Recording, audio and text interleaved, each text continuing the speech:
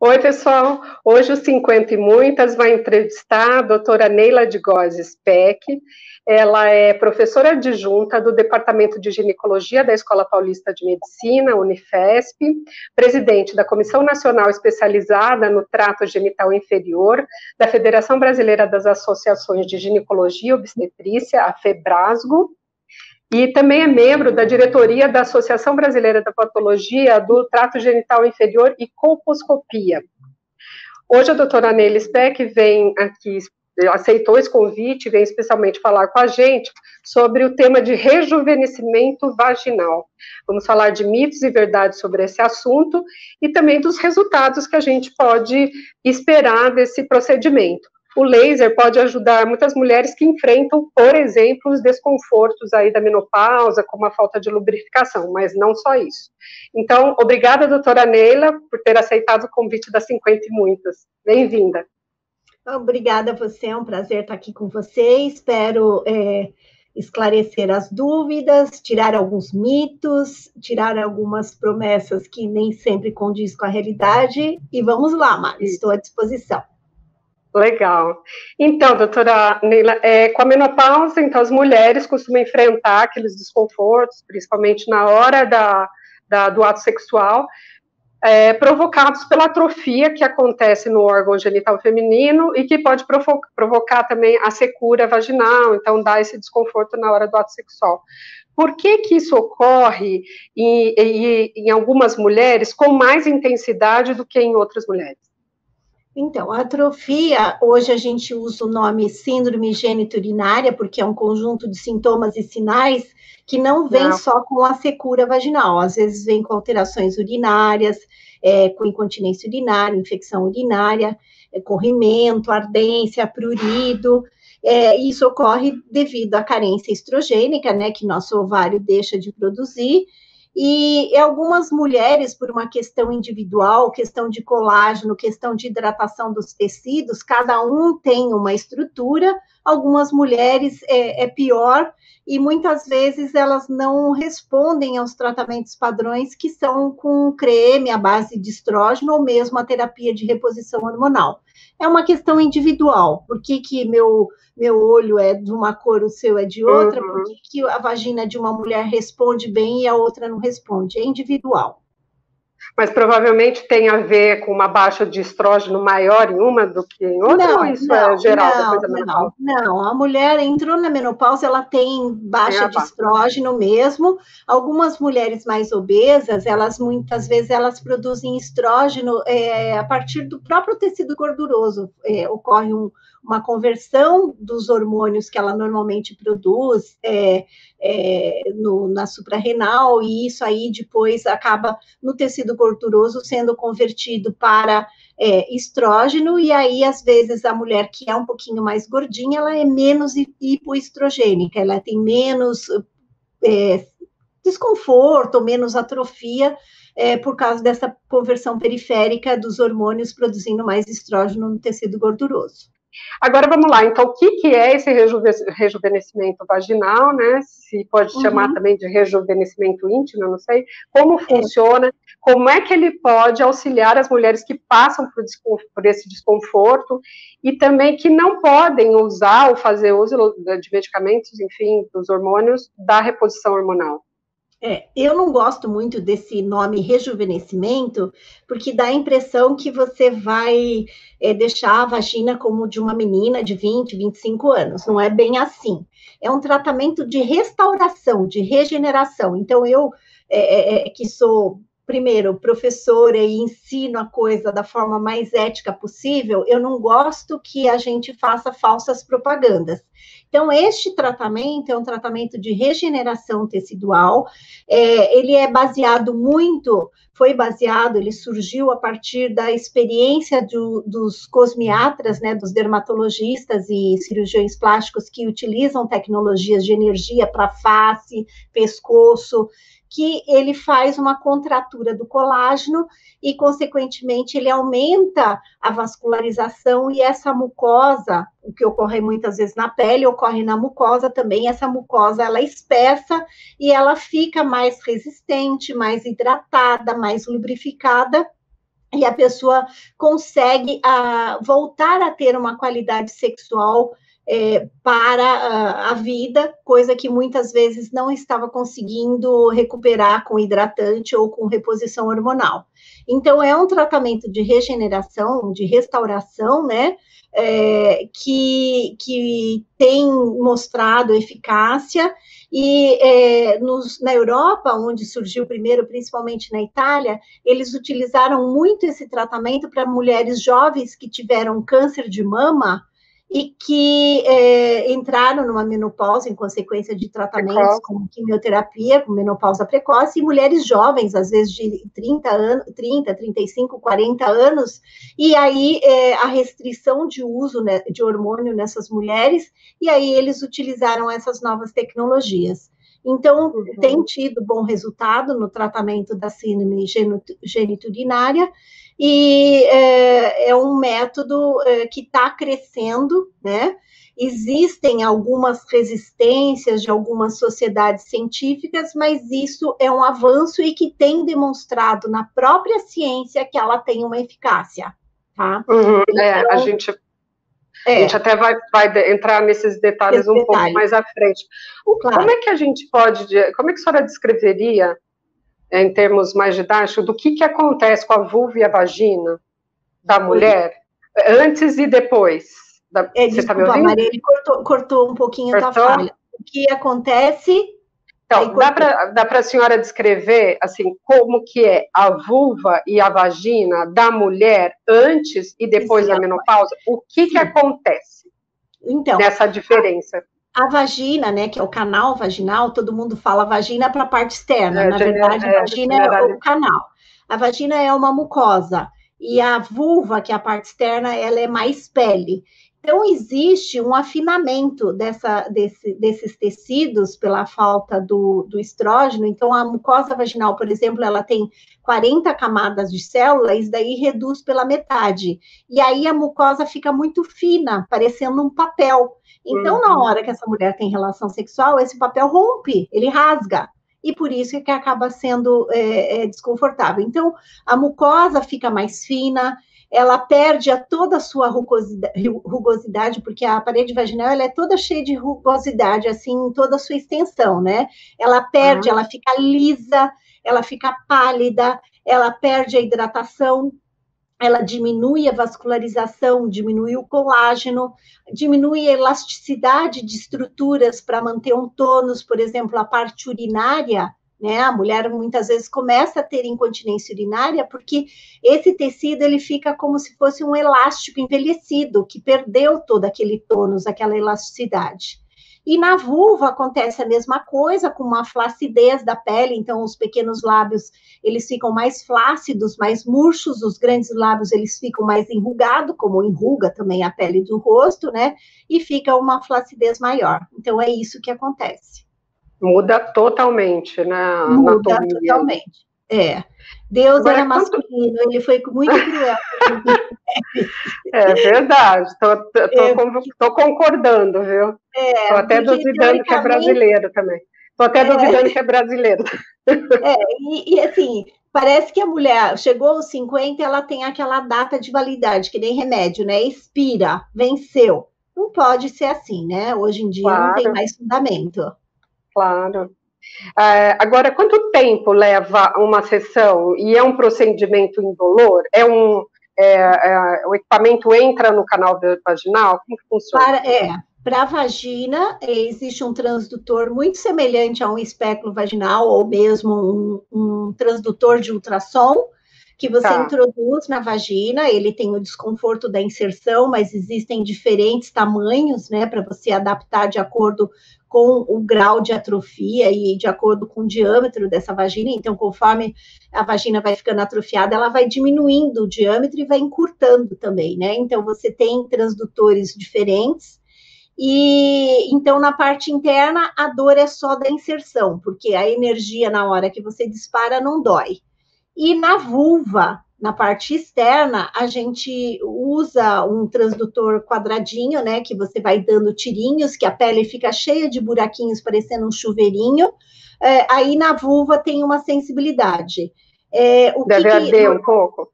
Ela dá uma sensação de queimadura, como se fosse um choquinho, né? Um choquinho.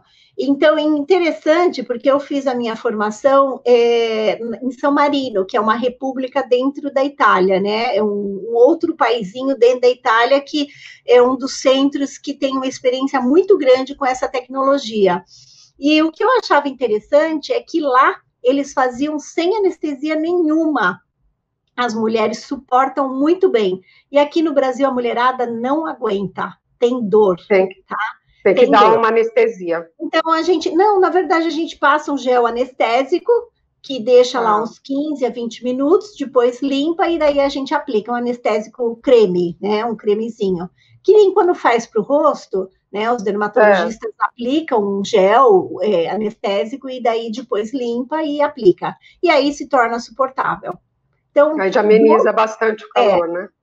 Dor é uma coisa muito subjetiva, né? Varia de pessoa para pessoa. Então, eu achei muito interessante isso, porque na Itália ninguém reclamava de dor. E aqui todo mundo reclama. O que acontece... realmente é muito... varia muito mesmo. Talvez a pasta italiana tenha algum constituinte anestésico, né? Não sei. Pode ser. A massa. Eu sou pouco resistente à dor, mas outro dia recebi uma prima minha, que faz muito procedimento estético lá do interior, ela me mandou uns negócios, ela cheia de... todo mundo espetando, coisa nela, e ela filmando, assim, com a cara, como se nada tivesse acontecendo, né? Então, é muito subjetivo mesmo, né? A dor é... Mas, em geral, então, tem que usar pelo menos o gel para dar uma amenizada, exatamente. Né? Uhum. E quais seriam os eventuais impedimentos ou contraindicação desse procedimento? É um procedimento que eu insisto muito que seja feito pelo ginecologista, né? Infelizmente, a gente vê muita clínica de estética com não ginecologista fazendo. Primeiro que isso é um ato médico, porque o aparelho de laser é um equipamento cirúrgico e quem lida com cirurgia é médico. Mas eu acho muito importante que seja feito com o ginecologista. Por quê? Porque só o ginecologista tem capacidade de avaliar infecção genital, neoplasias, que seria uma contraindicação. Então, por exemplo, a paciente está com uma lesão pré-neoplásica do colo do útero, da vagina ou da vulva, uma infecção por HPV ativa, ou mesmo uma infecção, porque a mulher na menopausa, ela perde muito a defesa vaginal, e é comum a gente ver muita infecção vaginal. E, às vezes, esses quadros são muito específicos do ginecologista. Então, o ginecologista tem que avaliar essas situações para realmente descartar que ela tenha uma outra doença, né? Para não é que o método vai piorar a doença, mas primeiro tratar a doença mais importante para depois se preocupar com a atrofia, não é verdade? Então, contraindicação relativa, infecção vigente ou neoplasia, tumor, alguma coisa vigente, seria uma contraindicação. O resto é tudo permitido, porque o método, ele não dá efeito, desde que que seja bem aplicado. Outra coisa, importante ter um profissional que esteja habilitado, que tenha experiência com essa tecnologia, que saiba o que está fazendo. Porque como eu falei, é um bisturi elétrico. Se você usar mal, você vai ter complicação. O método bem aplicado não dá complicação nenhuma. Nenhuma. Então, tranquilo, sabe? Já é bastante difundido, já tem muitos profissionais de ginecologia no Brasil aplicando, doutor? Então, o que a gente vê é que no Brasil tem muito profissional não ginecologista fazendo, que eu acho que não é correto. Eu, particularmente, a gente, na FEBRASGO, que é a Federação Brasileira de Ginecologia e Obstetrícia, a gente tem um trabalho de tentar organizar isso, que isto é um ato do ginecologista, né? Então, a gente insiste de treinar ginecologistas para que eles tenham habilidade para fazer esse procedimento. Mas a maioria do que a gente vê aqui no Brasil são as clínicas mais de dermatologia fazendo esse procedimento, que eu não acho que seja legal. E exames? Que tipo de exames que tem que fazer antes até para descartar essas outras questões que você levantou? A prevenção do câncer, a prevenção do câncer, o exame ginecológico habitual, né, que a mulher deve fazer, como qualquer mulher. Fazer uma prevenção do câncer, um Papa Nicolau, um teste de HPV, ter mamografia, mais como no sentido de saber que essa mulher está rígida, porque é um procedimento de reparação, então, na verdade, ela não está doente, ela está com uma qualidade sexual ruim, né? Ela não está doente. Então, você tem que descartar, fazendo todo o rastreio de tudo quanto é doença que possa acontecer nessa faixa etária, e aí sim, estando tudo ok, fazer o procedimento. Tá. Não tem necessidade de você fazer, eu vou fazer esse teste para ver se ela pode ou não pode fazer o procedimento. Não, fazer a prevenção habitual de qualquer mulher que tem que ser feita. Tem também que é semelhante, tem a radiofrequência e o ultrassom. Me fala um pouco da diferença desses três, né? E o que tem de diferente aí no laser que pode ser mais efetivo do que os outros? São tecnologias, são as tecnologias de energia, né? Tudo trabalha com energia que promove um aquecimento do tecido, este aquecimento do tecido que faz a regeneração do colágeno, produção de novas fibras. Então, basicamente, o princípio é o mesmo, tá? A técnica mais tradicional, que tem muitos trabalhos na literatura, que foi o que primeiro veio, realmente é o laser. Então, é uma tecnologia mais cara, tá? Mas uma tecnologia, na minha opinião, superior às demais. Não que as outras não tenham efeito, tá? Existe a alta frequência, que também pode ser utilizada, porém, o que a gente observa na prática é que a alta frequência ela acaba sendo um pouco mais desconfortável a aplicação e um pouco mais difícil o uso vaginal, porque você tem que introduzir um molde, você tem que enxergar, abrir o espéculo, enxergar a aplicação, e acaba na parte externa, na vulva, ele dando mais desconforto. E o ultrassom... Mas isso por um tempo, né? Por um tempo, assim, depois do procedimento demora mais para a mulher... Tá. Os efeitos imediatos são o mesmo, que é o efeito do calor, né? Então, ela pode ficar com uma ardência, etc.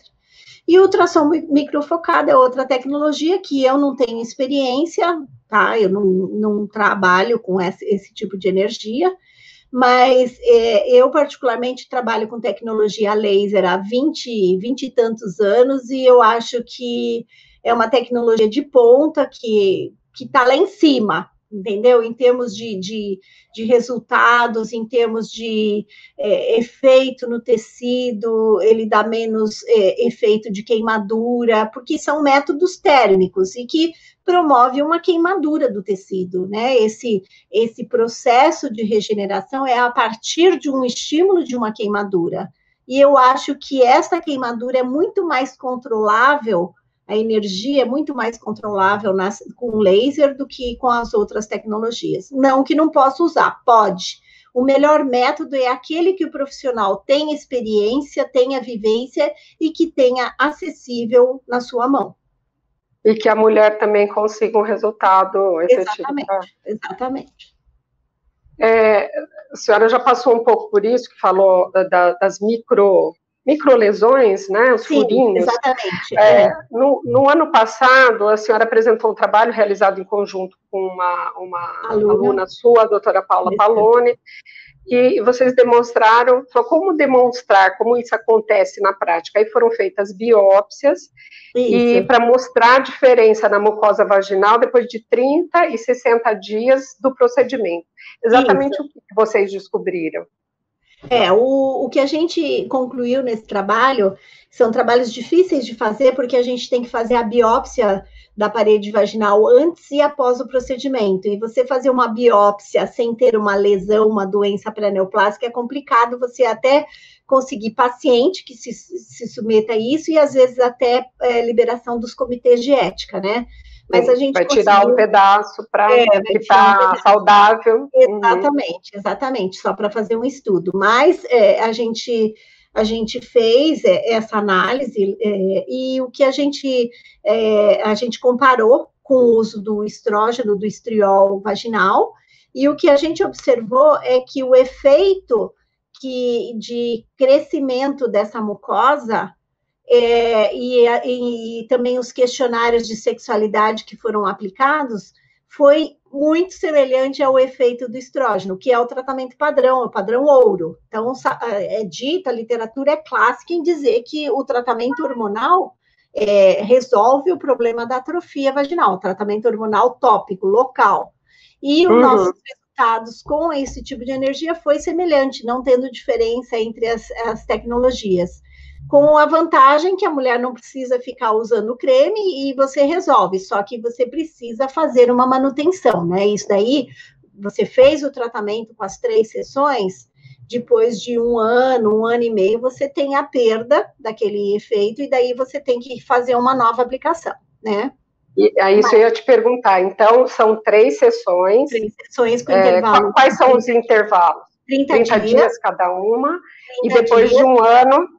A cada ano e meio, você reavalia, você vai vendo, né? Porque, como eu falei, que o colágeno é uma coisa muito individual, tem mulheres que com um ano elas estão bem ainda e você pode esticar um pouquinho mais, mas tem mulheres que às vezes está chegando no ano, nem completou um ano e ela já começou com secura novamente. Então, você faz uma aplicação, daí é uma só, a cada ano e meio, para fazer uma manutenção. Inclusive, hoje eu vi uma paciente minha antiga, e ela estava com uma secura importante, ela está fazendo reposição hormonal, ela tem 55 anos, ela está fazendo reposição, ela entrou em menopausa um pouco mais precoce, ela entrou com 46, mais ou menos, 47, começou a fazer a reposição hormonal. Aí, a reposição hormonal sistêmica, que você dá ou comprimido, ou gel, ou adesivo, ele não tem um efeito tão positivo na mucosa vaginal. Mesmo a mulher respondendo bem em relação a fogacho, aos outros sintomas da menopausa, na mucosa vaginal ele não é muito efetivo e a mulher começa a fazer uma atrofia. E aí você usa muitas vezes os cremes de hormônio. Né? Pode usar, pode estar fazendo a terapia de reposição e também usar o creme local. Tá. Isso. E essa minha pacientinha, ela estava assim, e aí de repente começou a não responder mais. Aí a gente fez 3 sessões. Quando ela estava completando, ela é muito branquinha, magrinha, então é aquilo que eu falei, né? A magrinha não produz tanto estrógeno no tecido conjuntivo, a branca, a mulher muito branca, ela tem a pele, a mucosa mais fina, né? Então ela é muito, muito branquinha e magrinha, depois de estava completando o ano, ela começou de novo. Aí eu fiz uma dose de manutenção o ano passado, em junho, e aí ela voltou exatamente hoje, porque por conta da pandemia ela ficou segurando em casa, mas ela chegou num ponto que ela está se sentindo muito incomodada. Então, assim, dos 12 meses que foi junho, até agora são mais 4 meses, aí eu examinei, ela estava com a mucosa mais hipotrófica, mas ela não estava tanto quanto estava na primeira vez, ou seja, o efeito perdurou. Ela estava sentindo mais seca, mas clinicamente a gente vê que a mucosa dela estava preservada, bonita, com rugosidade, um pouco mais seca, e aí a gente já vai programar para fazer mais uma dose de manutenção. Então, ela suporta muito bem esses 12 meses, e assim, ela fala, descobri a América, né, porque realmente não responde, tem algumas pessoas que não respondem, né. Sim, ainda bem que tem essas técnicas para ajudar, né, a mulher. Exatamente. Quando volta para casa, aí quais são as indicações, assim, o que a mulher não pode, os cuidados, tem desconforto na hora de urinar, como que é? O que normalmente, depois que faz, o sintoma maior é na parte externa, né, que é onde a gente tem sensibilidade. Então, na vulva fica uma sensação de queimação, né, isso é mais no primeiro dia, então eu costumo pedir para ela fazer compressa gelada de chá de camomila ou água termal, aquelas águas termais que tem, né, para vender, você faz compressinha, e eu costumo associar um hidratante vaginal com ácido hialurônico, porque o ácido hialurônico é um constituinte do colágeno e você acrescentando o ácido hialurônico, você ajuda esse colágeno a se restabelecer. Aí eu costumo dar normalmente por uma semana, e também a gente observa nessa primeira semana um corrimento, às vezes, um pouquinho rosadinho. Fica saindo uma secreção, e aí é isso que eu recomendo. Tem algumas pessoas que, com esse hidratante vaginal com ácido hialurônico, sente um pouco de ardência, porque ele é ácido. É isso, eu ia te perguntar. Uhum. Quando a pessoa sente a ponto de se tornar desconfortável, daí eu uso só um hidratante vaginal puro, sem ácido hialurônico. E aí, a relação sexual, isso é outra coisa que a gente vê pessoas dando orientações totalmente equivocadas. Então, levando em conta que você está fazendo um método para melhorar a qualidade sexual, você não pode tirar a atividade sexual dessa pessoa, porque o melhor estímulo para proliferar e hidratar a mucosa vaginal é o ato sexual. Então, a gente fala, quem usa caleja, né? E aí eu oriento para a paciente, desde que esteja confortável, você pode ter atividade sexual depois de 24 horas, porque esses buraquinhos esses buraquinhos que fazem na mucosa, eles fecham em 24 horas. Então, a mulher, se ela estiver confortável, se ela não estiver se sentindo incomodada, ela pode, sem problema nenhum, porque isso é um estímulo para a mucosa espessar e restaurar e hidratar, né? A gente vê, às vezes, eu já vi colega falando, olha, você não pode ter relação por 3 semanas. Tá, aí ela faz, não tem relação por 3 semanas. Daí já está quase na hora de ela fazer de novo. Aí mais 3 semanas. Se é um método que eu estou dando para a mulher poder ter relação, por que eu vou deixar ela em abstinência? Não tem porquê, entendeu? Talvez até gere mais insegurança você ficar pedindo para esperar. Eu sempre estimulo que a pessoa mantenha a vida sexual em todos os aspectos, para ela ter, eu passar a segurança para ela que está tudo bem, e isso é um estímulo para que a mucosa hidrate e prolifere. Um pouco antes, a senhora chegou a falar de outros usos para mulheres mais novas, por exemplo, depois do parto. Parece que tem indicação para a menina com HPV também. Como é que funciona nesses casos? São coisas diferentes. São coisas diferentes. Não, sim. Mas são com laser também. A gente está falando de laser fracionado, que é uma tecnologia é outro tipo. É outro tipo. O laser fracionado é um scanner que você adapta no aparelho de laser, que ele faz um monte de furinho na mucosa, tá? E ele conserva totalmente a mucosa. A mucosa e a pele, ela fica inteirinha, só com aqueles buraquinhos, que é com a intenção de, nesses buraquinhos, você levar a energia, o calor lá para a profundidade. O laser de tratamento de doenças, de HPV e uma série de outras doenças que a gente usa, é o laser ablativo, é para destruição. Então, você tira toda aquela doença. Você faz uma cratera, um buraco, vamos dizer assim, na área que você está tratando. É outra coisa, tá? Entendi. Desculpa meu desconhecimento aí. Eu achei que pudesse até usar o mesmo tipo. Não, é o mesmo equipamento, só que você tem um scanner para fazer o fracionado e você configura o equipamento completamente diferente. Entendi. Tá? Bom, existem alguns tipos de laser, inclusive o laser que eu uso é o laser de CO2, que é para esses dois fins. Agora, o YAG laser, que é muito utilizado o Erwin YAG, é muito utilizado pelos dermatologistas, ele só presta para tratamento fracionado, ele não presta para tratamento de lesão, de doença. Tá, entendi. No caso, inclusive, voltando a essa questão desse tipo de laser, né, que ajuda nesse rejuvenescimento especificamente, existem outros tratamentos sobre esse rejuvenescimento íntimo, como, por exemplo, aquela operação dos lábios vaginais, que também tem essa atrofia. E agora eu queria entender um pouco o que a senhora pensa a respeito dessas técnicas, porque parece que a Febrasgo, inclusive, faz um alerta de que não seria tão bacana para a mulher que está aí depois da menopausa, né? A ninfoplastia, né, que é a plástica de pequenos lábios, a gente usa o laser não na forma fracionada, tá?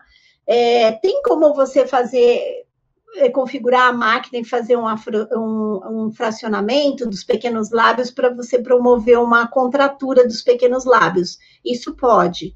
Mas naqueles casos de pequenos lábios exuberantes, grandes, que a mulher tem desconforto na hora de ter relação, tem desconforto com a roupa, ou desconforto para andar de bicicleta, por exemplo, pode ser feita a ninfoplastia. Eu faço com laser, mas daí é o laser na forma mais de corte, né? Não um laser fracionado. A gente, assim, faz, mas a recomendação é que se faça não com fim estético, e sim com fim funcional. Por quê? Porque padrão de beleza para vulva, vamos e venhamos, né? No século passado, o padrão de beleza era a mulher que era gordinha, cheinha. Hoje, o padrão de beleza é mais mulher esquelética. Então, essa variabilidade de padrão de beleza, imagine para a vulva. Qual é a vulva que é bonita? Né? Qual é a vulva que é bonita? Então, fazer uma plástica para deixar uma vulva bonita é estranho. Então, a gente recomenda fazer-se a ninfoplastia apenas para a situação em que exista uma hipertrofia. Porque você fazer qualquer procedimento cirúrgico, aí sim não é isento de complicação. Você pode ter uma técnica ruim, você pode ter perda de pequeno lábio. Eu já vi meninas que fizeram a ninfoplastia e ficaram sem o pequeno lábio. E sabe, que fez uma retração, que fez cicatriz, então faz-se cicatriz. E isso não, pela nossa associação, pela nossa federação, isso não é ético. A gente não recomenda com esse objetivo, de fazer por motivo estético, e sim motivo de correção de uma hipertrofia que possa estar incomodando essa mulher. Até porque se ela fizer antes, pelo que eu estou entendendo, se ela já mexe muito nos lábios, quando ela tiver depois da menopausa, ela pode ter uma situação ainda mais complicada de atrofia, né? Sim, com certeza, porque tudo isso os pequenos lábios ficam mais flácidos, mas se você cortar demais, aí não vai ficar bom, né? Você perder os pequenos lábios, ele tem sua função lá de proteção da entrada da vagina. Então, tem que tomar cuidado com essas técnicas. Porque nessa eu estou imaginando que não é uma técnica só buscada para depois da menopausa. Muita gente, por uma questão até estética, vai buscar antes, né? A gente tem visto muita menina procurando. Porque fica idealizando aquela vulva de Barbie, onde os pequenos lábios estão ocultados pelos grandes lábios, né? Então, é aquela vulvinha da boneca Barbie, né? Até nisso buscam essa perfeição que não existe, né? Não existe padrão de beleza. Qual é a vulva normal? Agora, a gente considera que quando o pequeno lábio ele tem, às vezes, 2 centímetros a mais, além da região do grande lábio, que isso pode ser considerado uma hipertrofia e vale uma correção cirúrgica, sim. Uma coisa realmente é de se avaliar, né? Mas ter muito cuidado mesmo. Agora, quais outras técnicas, doutora, podem ser somadas a esse rejuvenescimento vaginal com laser? É possível, por exemplo, fazer essa técnica e usar esses lubrificantes, cremes com hormônio? Não há nenhum impedimento? Nenhum impedimento, tá? Exceto se a mulher não quiser. Eu digo, a mulher, muitas vezes a gente usa creme no rosto, né? Todo dia, quando vai dormir, passa um demaquilante, passa um hidratante, creme para pálpebras. Por que não usa na vagina, né? Então, às vezes, a pessoa, não quer usar. Não, é importante usar. A gente tem que tentar manter a mucosa hidratada, isso é saúde. Mas se a pessoa não quiser usar, claro, a técnica em si já é o suficiente para hidratar a mucosa. Mas eu costumo, tá? Eu acho que como é um tratamento funcional, não é uma doença, quanto mais coisas você associa para melhorar a qualidade sexual, melhor é. Então, se a pessoa já usava um creme vaginal de hormônio, mesmo que ela não estivesse respondendo, a partir do momento que eu faço laser, eu estimulo que ela mantenha o creme vaginal de hormônio. E o hidratante vaginal com ácido hialurônico, eu também acho que vale a pena. Então, eu costumo, depois que faz o procedimento, depois de uma semana do uso contínuo do hidratante, eu peço que ela use um dia na semana o creme vaginal de hormônio e um outro dia, por exemplo, segunda, eu uso o creme vaginal de hormônio, na quinta, eu uso o hidratante. São coisas que se somam, é tudo para o bem-estar daquela mulher, né? Então, eu acho que vale sim. Mas se não quiser usar, se não, muitas vezes mulher com câncer de mama, o mastologista não quer que use, apesar que nem local. Tem determinados tipos de hormônio vaginal que você pode usar mesmo para mulher que tem câncer de mama, mas tem mulher que tem fobia, não quer usar. A gente respeita, né? Respeita a posição do mastologista também, e só o laser já é suficiente para manter aquela mucosa hidratada. A questão desses cremes é realmente lembrar, né? Porque um dia da semana é um, outro dia é outro, às vezes acaba esquecendo, né? Mas quando eu acho que é tudo rotina, é a rotina que você estabelece, né? Outras técnicas, como a fisioterapia para o assoalho pélvico da mulher, também é interessante fazer? Sim, isso é interessante, é como se fosse uma musculatura. Na região do períneo, a gente tem músculo. Então, você fazendo fisioterapia, você aprendendo a reconhecer a musculatura do teu assoalho pélvico, você melhora a toda essa musculatura, a parte urinária é importante, né? Isso você consegue melhorar bem. Eu acho que também vale a pena, principalmente nas situações que existe quadros urinários, incontinência urinária, alguns outros sintomas urinários, eu acho que vale a pena. Todo exercício é bom para não deixar cair, né? Isso em qualquer lugar. É verdade, né? É verdade. Agora, queria que a senhora, se possível, desse uma ordem de grandeza aí de quanto que está custando esse procedimento no mercado. Eu sei que varia bastante, se for possível dar um valor. Existe uma variabilidade, né? Na faixa aí de 2,5 a sessão, eu acho que tem uma variabilidade de 1,5 a 2,5, às vezes até mais, 3, uma sessão mais ou menos a faixa de preço para fazer essas aplicações. Cada sessão, então ela vai pagar isso a cada, não é um pacote que ela vai pagar agora 30, 60, não, cada um. Cada um, mais ou menos, né? Eu, assim, não posso responder por outros profissionais, né? Só para a gente ter uma ideia. Mas existe uma variação. E isso mais porque São Paulo é uma cidade mais cara, né? Em comparação com outros locais. A gente vê que em outras cidades, às vezes em outros estados, eles cobram bem menos. Não porque seja diferente ou porque seja pior ou melhor, mas é questão de custo de vida de cada local que se vive, né? De qualquer forma, a gente está falando de uma ordem de grandeza de R$9.000 aí para 3 sessões, o que não é barato, né? Não é barato. Para a maioria das pessoas. E aí, para a gente finalizar, e para falar do SUS, que nunca esteve tão em pauta, né, doutora?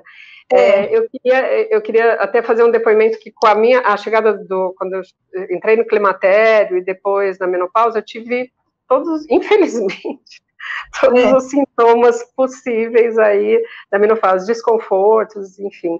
E aí comecei a pensar o quanto que realmente é importante para a mulher ter mais acesso a outros tipos de tratamento, outras possibilidades, que não seja apenas o médico falar, você pode ou não pode fazer uma terapia de reposição hormonal.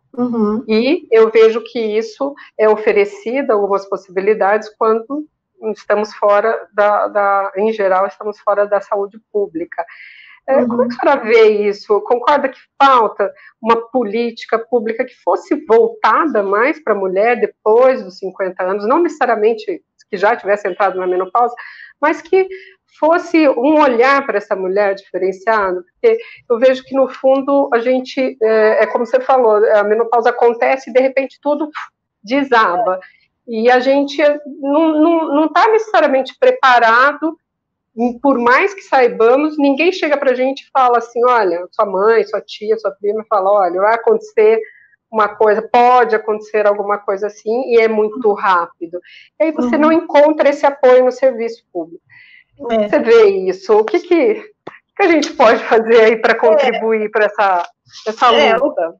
O que eu vejo, bom, eu trabalho numa instituição universitária, né, um centro de referência, onde a gente vê no serviço público a excelência de um tratamento, com médicos super especializados, com tecnologias avançadas, apesar de todas as dificuldades que a gente tem numa universidade, né, uma universidade federal, mas a gente vê uma medicina de ponta, né, nos centros universitários, porque os professores estão lá e são os principais estudiosos de diversos assuntos, então a gente vê isto no SUS, né, mas dentro de ambiente hospital-escola. Agora... Só lembrando, quem não acompanhou lá do começo, está falando da Unifesp, da onde a senhora atua.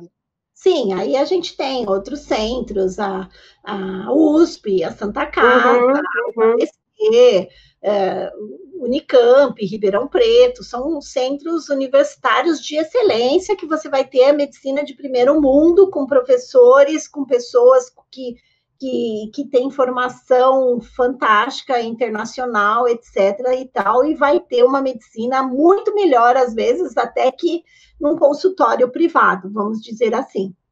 Agora, em termos de saúde pública, o que eu vou te dizer em termos de unidade básica de saúde, até tem alguns centros, mas você imagina, Mari, se falta, às vezes, acesso para um tratamento oncológico, né, de um tumor, imagine um tratamento funcional, né? Então, é complicado, Mari, é complicado. O que eu vou dizer? Eu imagino que a gente tenha que caminhar muito, mas deveríamos poder oferecer também, porque como tratamento, como a senhora falou, a gente está falando da secura vaginal, claro, é importante a saúde sexual, mas estamos falando também que isso é uma porta de entrada para vários outros, né? O trato geniturinário é uma porta de entrada para outras infecções também, principalmente na mulher já com menopausa, né? Sim, então, é verdade. É difícil, Mari. A gente precisa ir lá em Brasília, bater na porta, pelo amor de Deus, vamos melhorar. Olha, eu trabalho muito mais, você sabe, eu trabalho muito mais com HPV, né, que é um vírus que tem um potencial cancerígeno, oncogênico, e a gente está numa luta já há algum tempo, tentando instituir o rastreamento do câncer de colo com o teste de HPV, que é um teste muito mais sensível do que o Papa Nicolau, né? Ele dá uma segurança muito maior, em que hoje o mundo já faz o rastreamento assim, e a gente aqui no Brasil ainda continua com o velho, antigo Papa Nicolau e ainda fazendo de uma forma errada, em população errada, com intervalo errado. Então, se a gente não mesmo, consegue... doutora? Não sabia que tinha esse intervalo errado. Tem, tudo errado, tudo errado. Então, vamos falar sobre isso uma próxima vez. Vamos combinar, um prazer. Mas você imagina, se a gente está falando de um vírus que tem um potencial cancerígeno e a gente não consegue instituir essa tecnologia, que dirá lembrar das cinquentonas para cima. Que dirá lembrar que a coitada da cinquentona está com a vagina seca, né? Mas está aumentando, hein? Vamos ter... o impacto que isso vai ter para o político lá que quer se eleger, né? Mas a população está envelhecendo, né, doutora? Então, aos poucos, temos que ser vistas por vários segmentos, não mulheres só, estou falando todos os gêneros aí, né? Todas as identidades de gênero. Porque é isso, a população vai exigir que outras possibilidades também de tratamento do serviço público, né? E a gente está envelhecendo novamente, a gente tem que olhar para esse pessoal, mas eu entendo o que você está falando, realmente tem muita coisa a melhorar. Nos centros universitários, grandes centros universitários, a maioria deles estão com o protocolo de tratamento com as energias, né? Mas tudo fazendo o protocolo de estudo. Porque o grande problema, a gente comentou isso no início da entrevista, é que essa tecnologia tem algumas sociedades que não aceitam. Por quê? Porque para você aceitar cientificamente um método como efetivo, você tem que ter estudos de longo prazo com grandes populações e que sejam randomizados com grupo controle. E os estudos que existem, eles são de médio prazo e curto prazo, com populações menores e muitas vezes sem ter um grupo controle, sem ser randomizado. E aí, por exemplo, o FDA, o ano retrasado, lançou um alerta não recomendando essas tecnologias. Mas eu diria que a gente fechar os olhos para uma tecnologia que está crescendo, que tem demonstrado, mesmo que não se tenham estudos de consistência de longo prazo, mas que está mostrando resultados positivos, por que a gente vai fechar os olhos a essas tecnologias? Não pode. Principalmente porque eles não dão efeito colateral, né? Mas, doutora, só para a gente finalizar, então, já que citou o FDA, ele não aceita por falta de estudos ainda adequados ou por algum outro motivo? Não, por falta de estudos adequados. É interessante que a nota do FDA, quando eles lançaram isso, eles se basearam em 5 casos que relataram efeitos adversos. Mas os 5 casos que foram relatados como evento adverso, eles não tinham uma relação de causa e efeito, entendeu? Então, um caso foi porque o profissional indicou por uma indicação que não era, por uma situação, por uma queixa que não era atrofia. O outro é porque o profissional usou uma energia maior do que o recomendado pelo fabricante. O outro, porque a paciente teve um desconforto e ela não foi orientada da forma que esse desconforto era normal, que ela tinha que fazer por compressas, etc. Então, foi por desorientação. A outra foi que a paciente, quando foi fazer o procedimento, ela já estava com uma infecção urinária e não tinha sido tratada. Então, daí, sabe, piorou o quadro, ou, na verdade, ela ficou ruim da infecção urinária. Então, não houve uma relação de casualidade com o tratamento.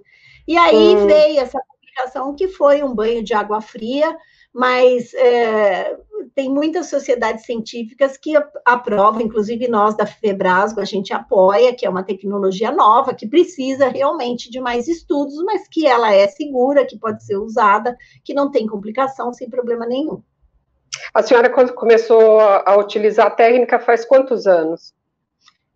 Eu utilizo, deixa eu pensar, o ano que eu fui fazer meu estágio lá fora. Eu queria, na verdade, saber, dentro desse prazo aí, desse período, quantas mulheres mais ou menos já fizeram? Eu acho que eu já faço há uns 4 anos esse procedimento. Tá? Eu tem ideia de quantas mulheres atendeu? Olha, assim, lá no centro que eu fiz o meu treinamento, que foi fora do país, eu vi muitas mulheres, né? Lá é um centro que tem muita experiência. Agora, eu já fiz, sei lá, quantas que eu vou dizer aí? Eu, particularmente, mais de 30, 40, 50, não sei te dizer, porque é na clínica privada e que tem um custo, né? Agora, lá na universidade, na Unifesp, a gente tem um projeto, né, que são várias mulheres que são atendidas, e aí a gente tem um número muito grande, né, que a gente acompanha, orienta os alunos de pós-graduação, mas... e elas estão felizes? Elas estão dando retorno positivo? Sim, estão felizes, estão felizes. Isso é muito legal, que possam retomar e ter qualidade na relação sexual, né? Parceiros ou parceiras. Doutora, muito obrigada, então, por esse papo aqui no 50 e Muitas. Foi muito esclarecedor, te agradeço muito. E a gente volta a se falar, então, para falar de outras. Isso. Quando precisar, pode me chamar, Mari. É um prazer. Muito obrigada. Obrigada mesmo, viu? Um abraço. Tchau. Tchau. Obrigada.